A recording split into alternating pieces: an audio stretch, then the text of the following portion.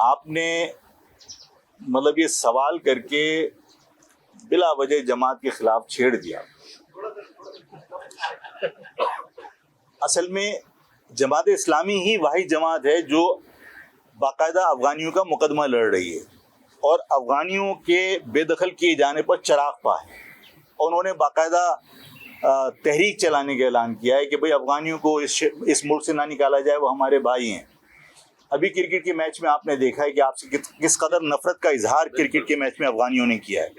اور پھر سب کو اس بات کا بھی ادراک ہے کہ جو ملا عمر کی جو حکومت قائم ہوئی تھی طالبان کی, علاوہ اس کے پاکستان کو کبھی یونائٹڈ نیشن میں یا کبھی سفارتی طور پر ظاہر شاہ کی حکومت تک, بادشاہت تک پاکستان کو کبھی تسلیم نہیں کیا. تو افغانستان کے ساتھ تو آپ کے تعلقات یہ رہے.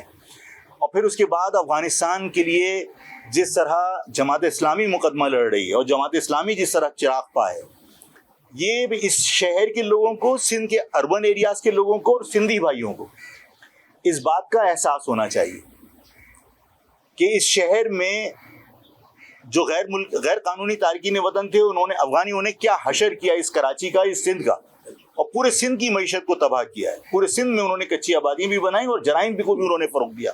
ان کے یہاں سے کرائے پر آپ کو ویپن بھی مل جاتا تھا, ڈرگس کی سپلائی بھی کر رہے تھے, سب کچھ تھا. ان کے لیے جماعت اسلامی آواز اٹھا رہی ہے, لیکن خصوصاً مہاجروں کو اس بات کو سوچنا چاہیے اور آئندہ الیکشن میں یہ سوچ کر فیصلہ کریں جماعت اسلامی کے حق میں کہ جماعت اسلامی وہ جماعت ہے جس نے محصورین مشرقی پاکستان کو مجدھار میں چھوڑ دیا. یہ جماعت اسلامی ہی تھی جس نے جب بنگالی پاکستان کے خلاف تحریک چلا رہے تھے اور پاکستان کی افواج پاکستان کو بچانے کی جدوجہد کر رہے تھے, تو وہاں بنگالی امبوش کرتے تھے, چھپ چھپ کے وار کرتے تھے. اور ان حالات کے اندر جماعت اسلامی نے ان اردو بولنے والے مہاجروں کے اوپر ایک جماعت بنائی, البدر الشمس, اور اس البدر الشمس کے ذریعے بنگالیوں سے لڑے اور پاکستان کی افواج کے شانہ بشانہ لڑے اس پاکستان کو بچانے کے لیے.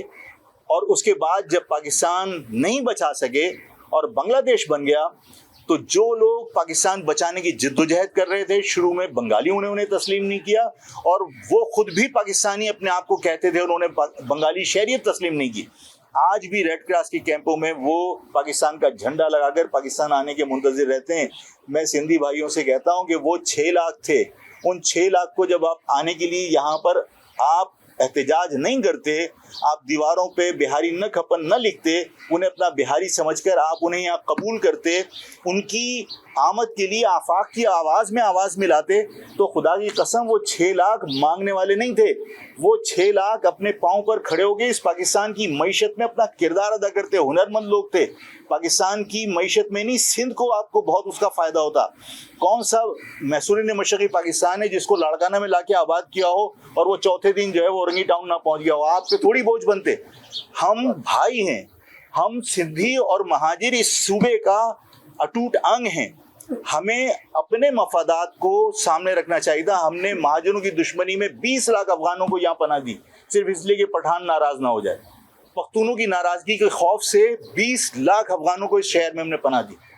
اور جماعت اسلامی وہ جماعت ہے جس نے محصورین مشرقی پاکستان کے خلاف, مشرقی پاکستان کو لانے کے لیے کبھی کوئی نہ اسمبلی میں قرارداد پیش کی, نہ کبھی انہوں نے سینٹ کے اندر کوئی ریزولوشن پیش کی, اور نہ کبھی انہوں نے اس طرح افغانیوں کی طرح کوئی انہوں نے مقدمہ لڑا محصورین مشرقی پاکستان کا.